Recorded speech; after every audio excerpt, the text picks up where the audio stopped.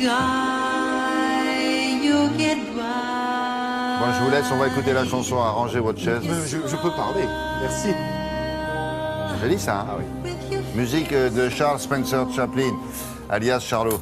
On va vous parler de lui aujourd'hui, pourquoi? Parce que Fred Gersaz a décidé de vous parler de la première fois où on voit l'homme déguisé en Charlot, au fond. Oui, en vagabond, quoi. En vagabond. Alors voilà un artiste, quand même, je rappelle juste, qui est né en 1889 à Londres. C'est un Anglais, c'est pas un Américain, c'est un Anglais. Et ça, alors il va commencer par... il commence très jeune, hein, il commence à 5 ans, à l'âge où d'autres sont encore des poupins. Lui, il est avec sa maman, parce que c'est une famille d'artistes, et sa maman est sur scène, et d'un seul coup, Anna Hill, et d'un seul coup, sa voix se casse devant le public qui hue. Alors le directeur du théâtre pousse le petit Charles en disant... Qui est en coulisses parce que... Qui est en coulisses avec sa maman, oui, il l'attend, hein, parce que... le papa, il est pas... oui, non, il est pas toujours là, et puis en plus, elle vient au théâtre avec le petit. Lui aussi est un artiste. Et finalement, il le pousse en disant, vas-y, chante quelque chose. Fais quelque chose. Et finalement, il va avoir un succès ce soir-là, il va calmer les gens, et c'est un début de carrière, il va faire du théâtre dans la troupe de Fred Carnot, et voilà que cette troupe part aux États-Unis. Et qui y a dans cette troupe? Il y a Charlie Chaplin, et puis il y a un gars qui lui sert de doublure. Il s'appelle Stan Laurel. C'est vous dire quand même la qualité de l'équipe.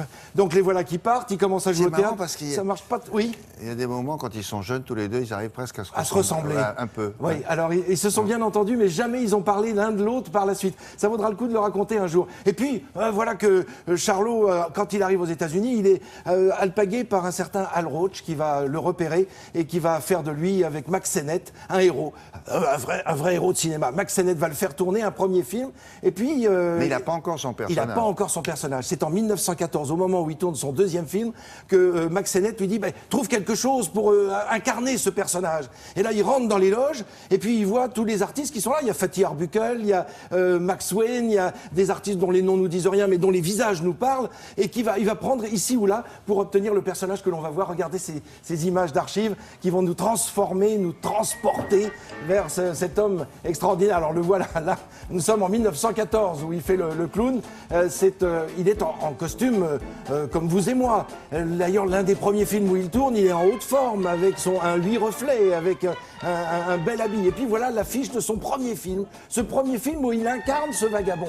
Alors il a été prendre le pantalon de Fatty Arbuckle, qui est un acteur gigantesque, énorme. Donc le pantalon est beaucoup trop grand. Il va prendre un chapeau melon qui va lui être confié par le beau-père de Fatty Arbuckle. Il est trop petit, le chapeau. Ça fait rien. Il va le poser comme ça sur sa tête. Il va prendre des faux cheveux dont il va faire sa petite moustache. Là, on le voit jouer avec Mabel Normand, qui est une star extraordinaire. Elle est bien plus importante à l'époque que Charlie Chaplin, c'est vous dire. Alors on le voit là avec sa fameuse cravate. Il portera aussi le nœud papillon. Et puis il a un gilet trop petit. Il n'a rien à faire. Et puis ce queue de pie, ce frac qui est aussi un petit peu petit, mais qui correspond un petit peu à ce qu'il a vu lui quand il était jeune en Angleterre. Et voilà l'autre personnage aussi. Voilà toujours ces personnages gigantesques par rapport au côté frêle de Chaplin, qui est un génie, alors sur patin à roulettes, sur patin à glace, à pied, en vélo, en voiture. C'est un génie à l'état pur. Donc ce rôle du vagabond, il le commence en 1914 et il va le tenir jusqu'en 1940. Regardez-le marcher, les chaussures trop grandes parce que c'est du 50. Il a dû même inverser les pieds pour que ça tienne dans les pieds. Et puis cette démarche claudicante, ça lui est venu quand il était jeune, à la sortie du pub de son tonton. Il y avait un type qui était là pour héler les fiacres, vous savez, pour appeler les taxis, quoi. Ouais. Et ce type avait un gros problème aux pieds. Il marchait comme ça avec une démarche, et lui n'arrêtait pas de l'imiter pour faire rire sa maman. Et du coup, non seulement ça a marché, mais il a conservé ça dans sa mémoire.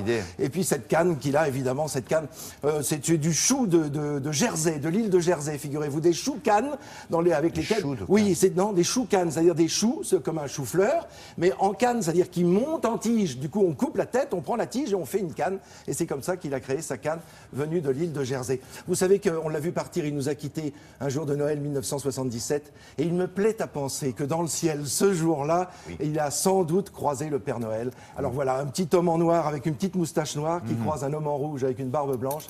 Et puis les reines qui le saluent, évidemment. Les reines saluent le roi. C'est tout. À part ça, on ferme, rideau, à demain, merci. Au revoir, jeune homme. Merci, William. C'était beau, franchement. Merci. Hein, j'ai bien aimé. Moi aussi. À tout à l'heure. On fera un point sur la circulation, mais bon, la météo, un journal, tout ça, mais bon, après la poésie, l'humour. Oh,